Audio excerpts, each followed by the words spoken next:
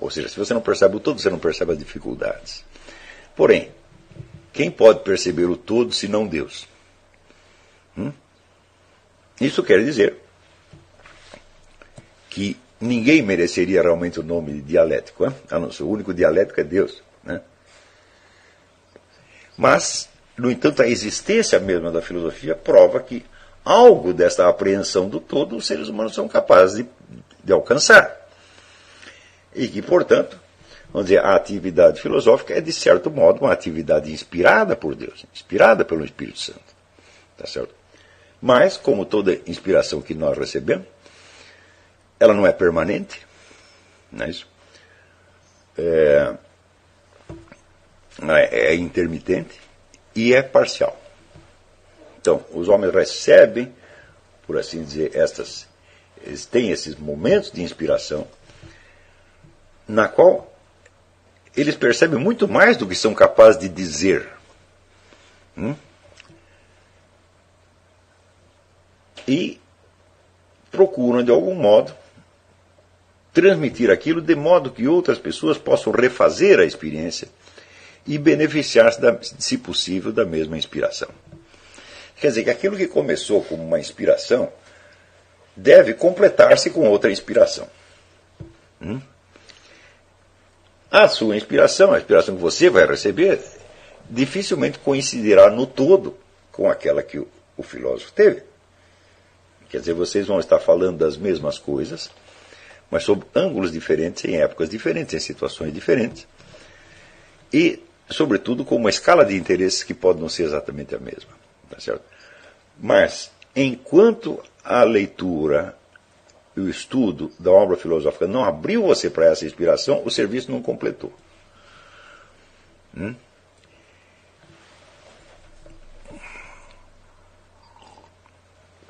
Isso quer dizer que aquelas intuições que o filósofo teve, e que ele, com enorme trabalho, procura de algum modo traduzir num tecido verbal que é necessariamente incompleto e imperfeito, isso é que deve ser o ponto no qual vocês devem prestar atenção. É disto que se trata. Né? É claro que a compreensão disso, que a apreensão disso, supõe que você atravesse a malha do texto e que não se deixe atrapalhar em dificuldades meramente linguísticas. Tá certo? Porém, note bem, o texto é apenas um objeto feito por um ser humano. A filosofia não pode estar no texto. Isso é impossível.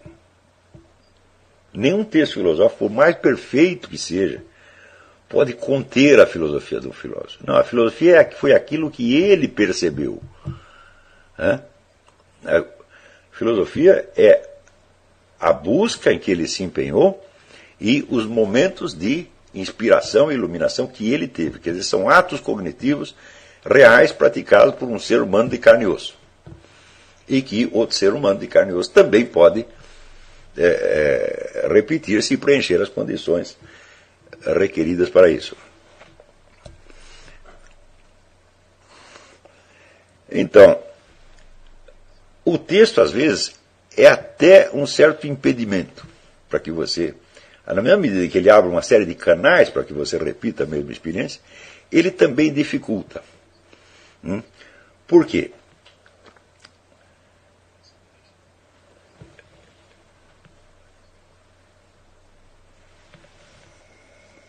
Ele está vendo um barulhinho aqui nessa transmissão, tá?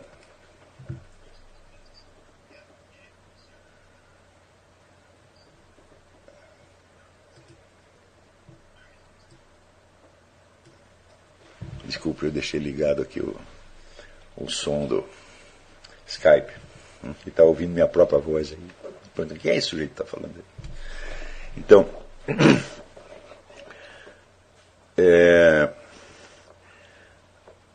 vamos dizer, as habilidades verbais do filósofo, verbais, por assim dizer, literárias, nem sempre correspondem ao seu talento filosófico originário.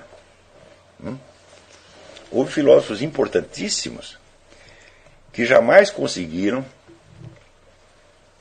escrever nada à altura das suas grandes intuições. O próprio Sócrates foi um deles. Né? No século XX nós temos esse exemplo maravilhoso do filósofo romeno Petre Tzutzea, um gênio fantástico. Emílio Cioran dizia, foi o único gênio que eu conheci.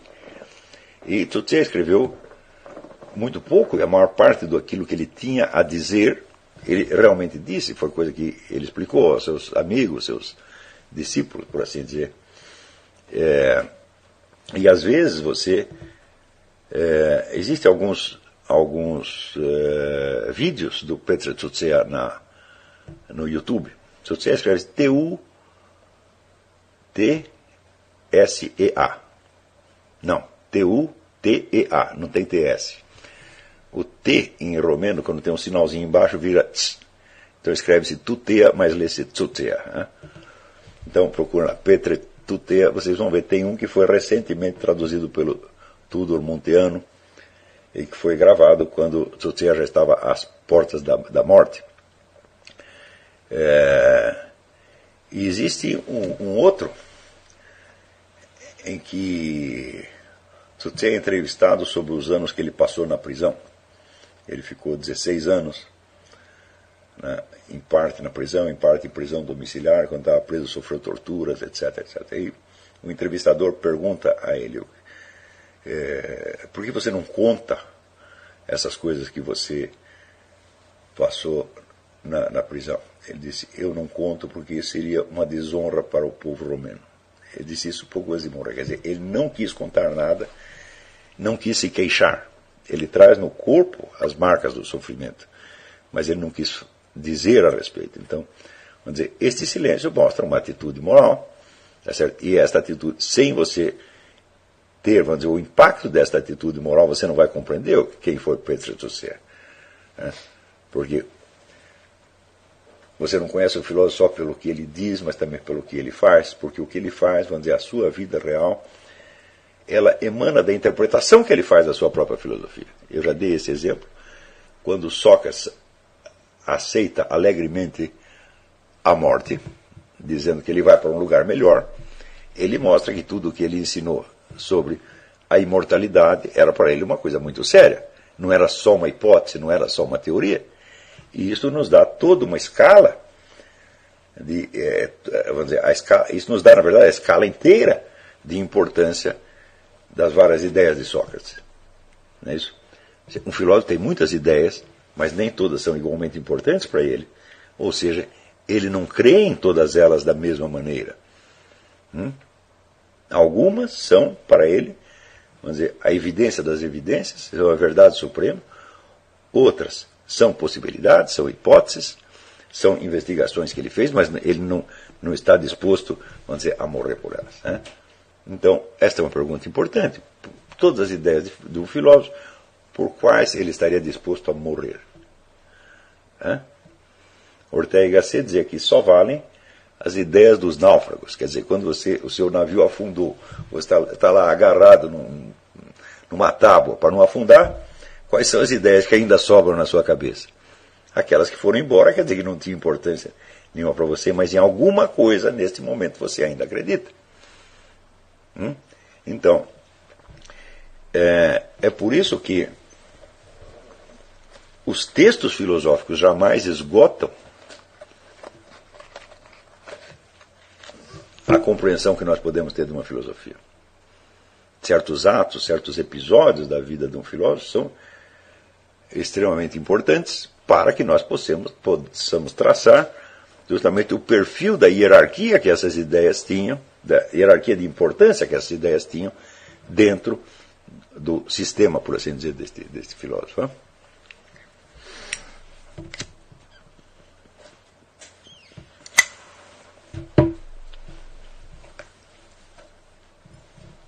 Então, eu vou dar rapidamente uma lista de obras que têm um peso formativo. Tá certo? É uma lista mínima. Tá certo? Mas que são obras que realmente têm uma função modelar. Quer dizer, se você quer aprender a filosofar, você vai ter que fazer como esses camaradas fizeram. O que não quer dizer que sempre chegaram aos melhores resultados, né? Algumas delas são exemplos de fracassos monumentais, tá certo? Ou seja, exemplos negativos, né? Como diz uma amiga minha aqui, ela diz: eu não sou inútil, eu sirvo de mau exemplo. Então tem muitas obras filosóficas que também têm esta importância. Então, evidentemente, nós temos que começar com os diálogos de Platão. Não há outro começo possível, tá certo?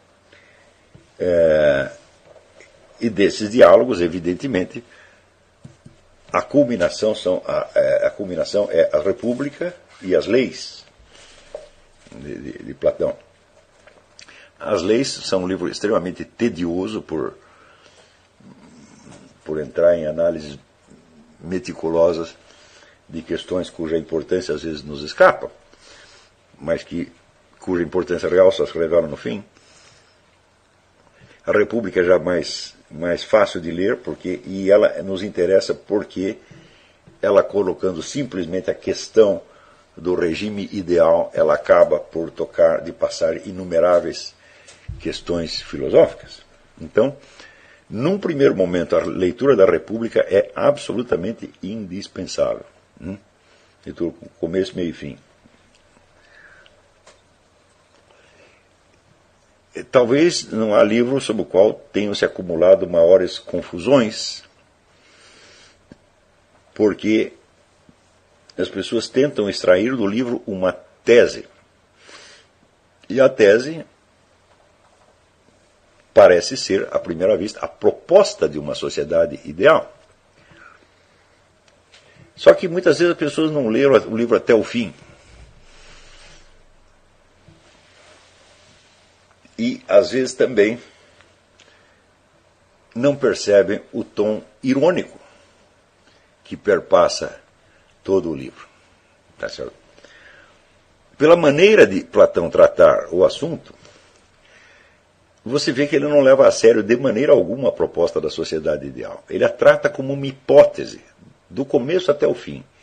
E, no final, a conclusão é que uma sociedade, se fosse a sociedade perfeita, se fosse montada, não duraria. Não é espantoso que, passados 2.400 anos, as pessoas ainda apontem Platão como o criador da utopia política por excelência? Quer dizer, como é que não são capazes de distinguir entre o que é a investigação filosófica de um tema e a proposta de um determinado regime? Note bem, a própria utopia de Thomas More também é assim. Ele, em nenhum momento, Thomas More aposta na sua utopia. E note que Thomas More morre como um mártir da igreja e não um mártir da utopia. Quer dizer, ele estava aqui inventando um regime ideal, mas ele não morreu pelo regime ideal, ele morreu pela igreja da qual ele era um sacerdote. Sem este fato, você nunca vai entender o pensamento de Thomas More, muito menos o de Platão. E a ideia de que Platão confiasse na proposta de um regime ideal, ela não é totalmente inexata no que se refere ao jovem Platão. Platão começa como um político. E ele tem duas enormes desilusões. A primeira é que, tendo observado um golpe de Estado, que levou ao poder os seus amigos, pessoas ligadas inclusive à sua família, ele logo vê que o novo regime é tão ruim quanto o anterior ou pior. Em segundo lugar, ele, uma vez se transporta a uma outra cidade, a uma ilha, onde um amigo dele está tentando montar um novo regime e aquilo tudo desaba e Platão é preso e vendido como escravo. E ele escreve a República depois disso. Quer dizer, ele está meditando sobre a sua experiência, ele tem algum conhecimento, por experiência, do que é a construção de um regime na prática e o que é a investigação hipotética de um regime ideal. Ele sabe perfeitamente a diferença entre isso, mas alguns de seus leitores, como por exemplo Sir Karl Popper, não tem a menor ideia disso aí. Quer dizer, ele lê a República com um literalismo medonho, o que é sinal de que não leu. É sinal de que chutou. Então, é claro que os outros diálogos de Platão têm muita importância, mas eu acho que se pode começar com este, e muita coisa se pode tirar dali. Sobretudo, o que vocês devem acompanhar é o modo como aquilo vai sendo construído por meio de confrontações dialéticas, de hipóteses. E se fizéssemos assim, e se fizéssemos da outra maneira. Quer dizer, é o jogo dialético que importa. Mas, tanto com relação à República quanto com relação aos demais livros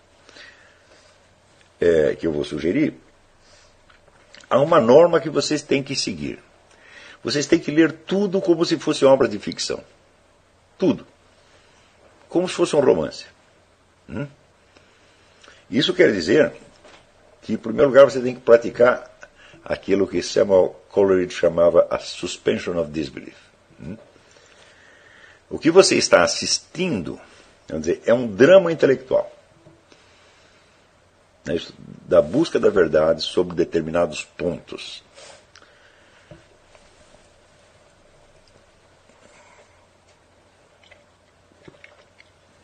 E você está participando disso exatamente como o espectador de uma peça de teatro participa da peça. Você não está envolvido no processo diretamente, mas você está imaginariamente. Ou seja, você não é Platão, você não é Sócrates e você não é um discípulo de Sócrates nem de Platão. Você é um leitor que está chegando lá com 2.400 anos de atraso. Não é isso? E você está assistindo aquele drama. Antes de você poder colocar a questão de se essas ideias correspondem à verdade ou não, você tem que se impregnar delas como possibilidades. Exatamente como você se impregna das emoções de um personagem de teatro, das quais você não participa de fato na vida real e que, vamos dizer, e que não corresponde de maneira nenhuma aos seus próprios sentimentos. Por exemplo, quando você assiste o filme de Fritz Lang, M, o Vampiro de Düsseldorf, e você vê aquele bandido, assassino de crianças, sendo perseguido por outros bandidos e acuado, você naquele momento você participa do terror que ele está sentindo. Mas o que não quer dizer que você seja um assassino de crianças e que você pudesse realmente participar das emoções dele. Ou seja, é realmente, em primeiro lugar, uma participação estética. A questão da veracidade ou não deve ser deixada para muito depois. Ou seja, você tem que se abrir para aquela experiência. Quer dizer, vamos pensar como Platão está pensando. Vamos participar disso. Eu não tenho responsabilidade nenhuma no que ele está dizendo. Eu não sou culpado do que ele disse, eu não sou autor do que ele disse. Eu não tenho nem o mérito nem a culpa. Tá certo? Assim como não tenho nem o mérito nem a culpa pelas ações de um personagem de teatro. Mas eu vou participar disso como se fosse um sonho que eu estou vivendo. É desta experiência estética que mais tarde você irá tirar uma compreensão analítica mais adequada. Mas só depois que a experiência tiver sido absorvida integralmente. Então, leia com a disposição de participar da experiência. Sem tentar chegar a uma conclusão imediatamente, não posso dizer sem abster-se de julgar completamente, porque o julgamento é quase que automático, mas admitindo que todos os julgamentos que você faz são provisórios e que são apenas elementos com os quais você está compondo a sua experiência daquela leitura. É isso? Claro que alguns textos filosóficos facilitam esta atitude que eu estou sugerindo, e outros dificultam. É muito mais fácil você fazer isso num diálogo de Platão do que num texto de Aristóteles, evidentemente. Quando você passar para a segunda leitura, que é precisamente a metafísica de Aristóteles, bom, aí você vai ter que fazer um ajuste. Porque Aristóteles não parece estar construindo uma hipótese. Ele, sobretudo, o texto não é montado como um diálogo, ou seja, como uma peça de teatro. Não. Porque os diálogos de Platão são peças de teatro, no fim das contas.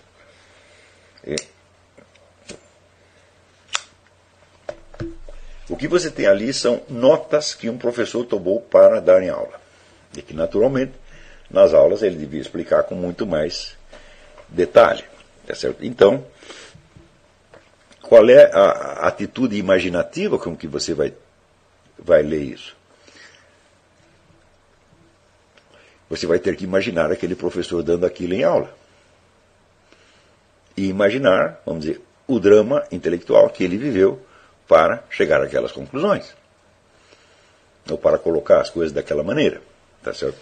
Então, no caso, você tem ali não um diálogo, mas um monólogo. Mas esse monólogo reproduz um diálogo, por quê? Porque existe uma argumentação.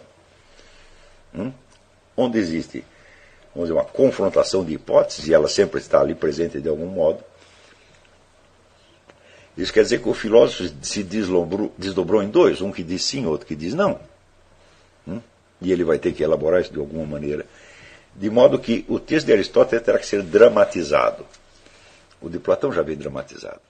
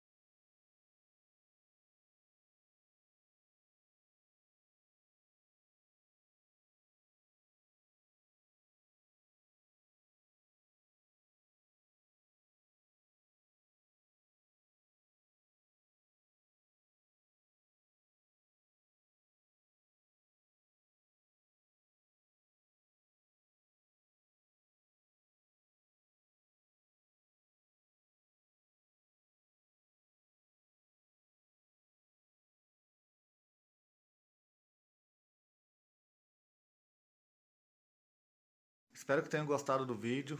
Compartilhem, comentem, curtam. Apoiem nosso canal para a gente continuar aqui no YouTube com essa iniciativa que é desde 2012. Sempre ajudando na busca pela verdade. Sempre busquem a verdade, busquem nosso Senhor Jesus Cristo, busquem a Deus. Forte abraço a todos e até a próxima. Não parar, não precipitar e não retroceder. Então dizer que esse cara sabe quando nós vamos parar? Nunca. Nunca na sua porca vida. Não parar, não precipitar e não retroceder. Então dizer que esse cara sabe quando nós vamos parar? Nunca. Nunca na sua porca vida. Não parar, não precipitar e não retroceder. Então dizer que esse cara sabe quando nós vamos parar? Nunca. Nunca na sua porca vida.